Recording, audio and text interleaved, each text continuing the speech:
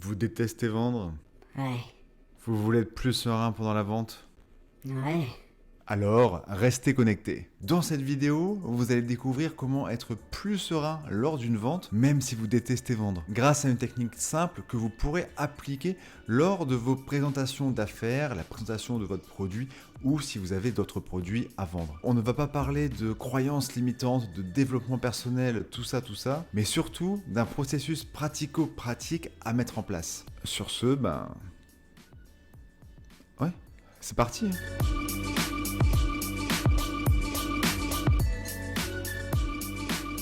Avant de rentrer dans la solution, il est important de comprendre que si vous n'aimez pas vendre, vous n'êtes pas seul, je n'aime pas vendre non plus. Je partais tellement de loin en vente qu'une fois j'avais organisé une réunion pour montrer mes produits, l'efficacité. J'avais invité 3-4 personnes à venir chez moi un samedi après-midi. Pendant quelques jours avant, j'arrêtais pas de penser à ça le jour même et même des jours avant. Et trop de pression, 1 ou 2 heures avant, j'ai sorti un mytho disant que finalement cela n'allait pas être possible. Ouais. Mais enfin, ça va pas! La vente, c'était compliqué. Ce n'était clairement pas inné chez moi et même si j'ai beaucoup progressé en exerçant, même au bout de plusieurs centaines de présentations, j'avais toujours ce truc en moi qui faisait que je n'aimais pas vendre. Ça, c'est compliqué. Partagez en commentaire ces expériences de vente qui ne sont pas bien passées. Au passage, n'oubliez pas de laisser, vous connaissez, le pouce, il est bleu je crois. Cela peut également être une peur avant un zoom de closing, un zoom pour présenter l'opportunité pour un produit à vendre. En témoigne de cette faute avant un zoom. Il y a aussi la peur au moment d'annoncer le prix ou encore la peur de sortir le gros mot marketing de réseau. J'espère que quand je vais dire MLM, marketing de réseau, la personne en face ne va pas avoir une image négative comme si c'était une secte ou un truc pyramidal. En fait, on a surtout peur de dire ça par peur du rejet. La première excuse qu'on pourrait se trouver quand on juge qu'on n'est pas bon en vente, en voyant des personnes qui sont bons en vente, on penserait C'est facile pour lui. Il est extraverti. Il s'en fout de tout. Il parle fort, il est à l'aise en société dans n'importe quelle situation. C'est facile pour lui la vente. c'est faux, c'est faux. Non, c'est faux. Figurez-vous que 2 études ont fait des recherches entre est-ce que le fait d'être extraverti faisait de cette personne quelqu'un de bon en vente et non, c'est même l'inverse. D'après le Washington Post, une méta-analyse de 35 études portant sur près de 4000 vendeurs a révélé que la corrélation entre l'extraversion et les performances de vente était essentiellement nulle. Nulle. Et il y a une autre enquête où les responsables de l'étude ont fait une enquête dans une entreprise de logiciels. Ils ont mis tous les vendeurs dans une salle et leur ont fait passer un test pour à la fin que chaque vendeur ait une note entre 1 et 7. 1 étant quelqu'un d'introverti à 100% et 7 étant quelqu'un d'extraverti à 100%. Alors à votre avis, qui est le meilleur vendeur ?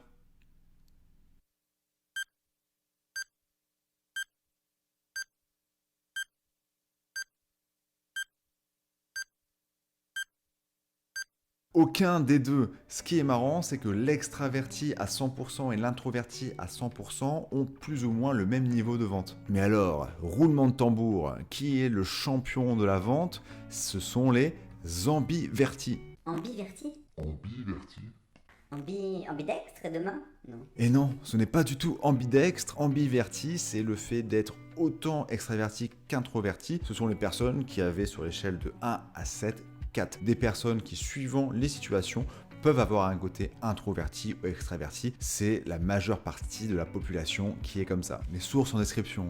À part certains spécimens, certains sociopathes, mettez-vous en tête que la plupart des gens n'aiment pas vendre. Et c'est important de comprendre que je ne suis pas une exception. Quand on sait que nous ne sommes pas seuls à adopter un comportement, on est plus apte à se dire « Ok. Bon, c'est normal en fait. Et donc, le fait d'avoir conscience qu'on est normal, on va plus chercher des améliorations que de se brusquer en disant qu'on est différent des autres. Mais cela ne m'étonne pas que la plupart des gens n'aiment pas vendre. Ce n'est pas dans notre nature humaine. Moment histoire. Nous descendons des chasseurs-cueilleurs, nous vivions en tribu et nous allions chercher nos ressources directement dans la nature, pas en achetant ces ressources à d'autres êtres humains. Pourtant, les temps ont changé. que les choses ont changé. Pourtant, les temps ont changé. Nous ne sommes plus en slip à chasser le gibier pour manger, mais bien à une époque où nous sommes en pantalon pour aller chercher au sein supermarché à manger. Et aujourd'hui, pour vivre bien, tous les entrepreneurs doivent vendre. Alors, comment vendre plus sereinement avec moins de charge mentale ?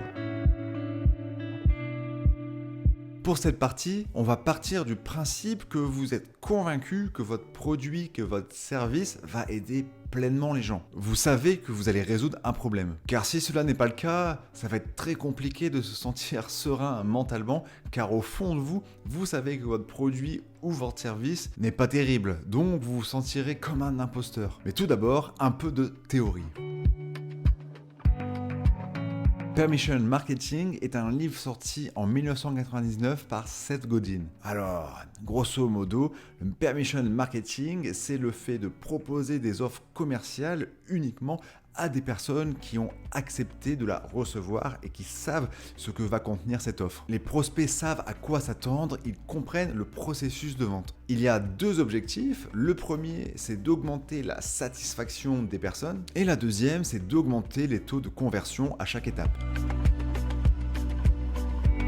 Par exemple, c'est ce que je pourrais faire à la fin de ces vidéos en vous proposant une formation gratuite. Je vous dirai, en échange de cette formation gratuite de 5 jours, vous allez me transmettre votre mail et je me servirai de ce mail dans un but commercial, dans un but de vous proposer des offres. Vous serez libre de vous désabonner à tout moment. Est-ce que cela vous convient ? Voilà, j'ai été clair avec vous, j'ai été transparent, j'ai dit que j'allais vous donner quelque chose de gratuit en échange d'un mail que j'utiliserai pour des offres commerciales. Voilà, vous comprenez ma démarche. C'est du permission marketing. Dans une stratégie de webinaire, vous pourrez dire au début du webinaire, je vais vous apporter un maximum de valeur pendant 1h30 sur tel ou tel sujet pour avoir tel ou tel bénéfice. Et à la fin, pour ceux qui veulent aller plus loin, je vous proposerai quelque chose de payant, mais même si vous n'êtes pas allé plus loin, vous aurez de la valeur d'avant. Et si c'est ok, le fait de le dire dès le début, ça évite une situation où la personne arrive à la fin et elle se dit « Ok, donc il a fait tout ça avant, juste pour me proposer à la fin un truc de payant ?» Alors, comment j'applique personnellement ce concept de permission marketing ? Je travaille avec de l'email marketing, mais tu peux adapter cette stratégie, peu importe l'endroit, à partir du moment où d'autres personnes vont voir ton message. J'ai envoyé ce mail à ma liste, tu veux avoir ton agenda de présentation MLM qui se remplit tout seul, donc une promesse assez forte. Blablabla, dans cette newsletter, je fais mon pitch qui a pour but, cet email, d'amener les gens à cliquer ici, réserve sa consultation stratégique offerte en cliquant ici. Les personnes vont arriver sur cette page où je leur explique que dans cet échange, ils vont découvrir comment 12 à 18 leads s'ajoutent automatiquement à notre liste de noms MLM chaque jour. Bon là, il faudrait que je change la miniature car j'ai une tête assez spéciale. Là où j'applique le permission marketing, c'est clairement ici, je dis comment notre échange va se passer. Pour débuter, nous faisons une analyse stratégique de ta situation. Je te partage un plan en 8 étapes que tu dois réaliser pour automatiser ta prospection. Et à la fin, je te présente les 3 manières payantes avec lesquelles je peux t'aider. Donc déjà là j'explique qu'à la fin il y aura des manières payantes avec lesquelles je peux accompagner éventuellement la personne. Et là j'explique encore les 3 options à la fin de notre rendez-vous. Tu n'aimes pas ce que nous voulons te partager, ce n'est pas fait pour toi. Tu continues de développer ton MLM avec d'autres méthodes, tu auras quand même développé de nouvelles compétences. Deuxième option, tu auras bénéficié de notre expérience gratuitement pendant 45 minutes. Tu as compris le plan en 8 étapes, tu sais où trouver de l'aide. Nos chemins se sépareront et nous serons très contents de t'avoir aidé gratuitement. Et la troisième option, tu veux aller plus loin avec nous, tu comprends ce qui nous a amené à investir du temps et de l'argent pour développer ces nouvelles compétences peu répandues dans l'industrie du MLM. Nous te proposons 3 aides payantes différentes, tu choisiras celle qui te convient le mieux. Il y a d'autres manières que l'email marketing pour faire ça. Vous pouvez créer un post Facebook, une story Instagram, un post sur TikTok, tous les endroits où il y a d'autres êtres humains, voire même en prospection. L'important, que ce soit en marketing d'attraction ou en prospection, c'est de, par n'importe quel moyen, prévenir à un moment ou à un autre le processus de vente par lequel est en train de passer le prospect que vous contactez. Il doit savoir à quoi s'attendre. Il y a un potentiel inconvénient avec ça, je ne sais pas pourquoi je tourne la tête comme ça. Si vous dites le nom de votre entreprise, il peut se passer la situation suivante. Dans cette partie de la vidéo, à l'origine, je voulais faire un prospect qui partage son écran et qui écrit par exemple le nom d'une société à vie. Et dans une deuxième phase, je voulais faire quelqu'un qui a écrit MLM arnaque sur Google. Le problème avec ça, et pour ça que je ne vais pas le faire, c'est que en écrivant des mots-clés sur Google et en cliquant sur un article, en le mettant en avant, je vais lui donner de la visibilité, car plus je vais rester sur un article, plus je vais cliquer sur un article, plus cet article va être référencé par Google. Sachez que si un jour vous lisez de fond en comble un avis sur votre entreprise qui dit que c'est une arnaque ou qui dit que le MLM est une arnaque, vous allez faire remonter involontairement l'article dans les chances Google. Et donc donner plus de visibilité au chevalier blanc. Qui est le chevalier blanc? Qui aime créer du contenu anti-MLM pour avoir du clic. Effectivement, peut-être que certains de ces prospects seraient devenus des clients ou des filleuls si vous aviez pu répondre à ces objections en 1v1. Ou alors une astuce, c'est de trouver un moyen de répondre à ces objections avant le rendez-vous, avant que la personne aille sur Google. Bon, mais pour moi, il y a surtout des bénéfices à faire ça. Ça m'enlève beaucoup de charge mentale d'arriver à un rendez-vous en sachant que l'autre sait à quoi s'attendre. J'arrive au Zoom plus sereinement, je n'ai plus à y penser des heures avant. Et j'ai été élevé...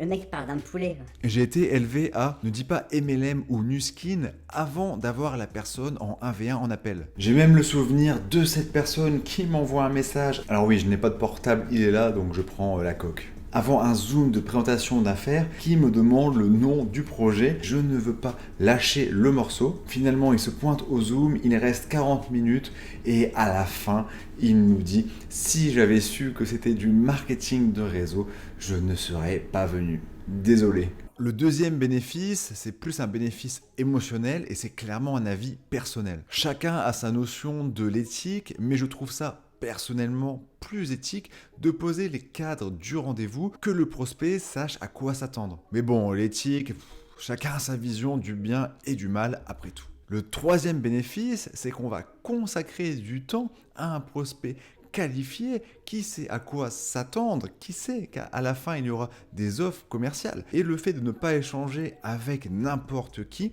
ça nous fait gagner du temps, de l'énergie et donc de l'argent. Une autre chose importante pour vous qui n'aimez pas vendre, c'est que retenez que quand vous allez créer un message qui va s'adresser à plusieurs personnes, cela fera toujours plus indirect et donc moins vendeur. Par exemple, faire de l'email marketing, faire une vidéo YouTube, faire une publication sur Facebook, une story Instagram. Alors que prospecter en 1v1 peut amener des résultats, mais on se sent plus dans la peau d'un vendeur quand c'est en 1v1. Pensez à créer des messages vus par plusieurs personnes. Pour conclure, je vous laisse avec cette citation qui résume bien cette vidéo. Les gens n'aiment pas qu'on tente de leur vendre quelque chose, mais ils adorent acheter. Bon, laissez-moi faire un peu de permission marketing. Si, comme moi, vous n'aimez pas vendre en direct, j'ai trouvé une solution pour attirer en automatique des prospects qualifiés. Des prospects qui savent ce que je propose sans devoir contacter ses amis ou sa famille. Si vous voulez plus d'informations, le lien en description comme d'habitude. Merci d'être resté jusqu'au bout et je vous dis à la prochaine fois. Ciao ciao!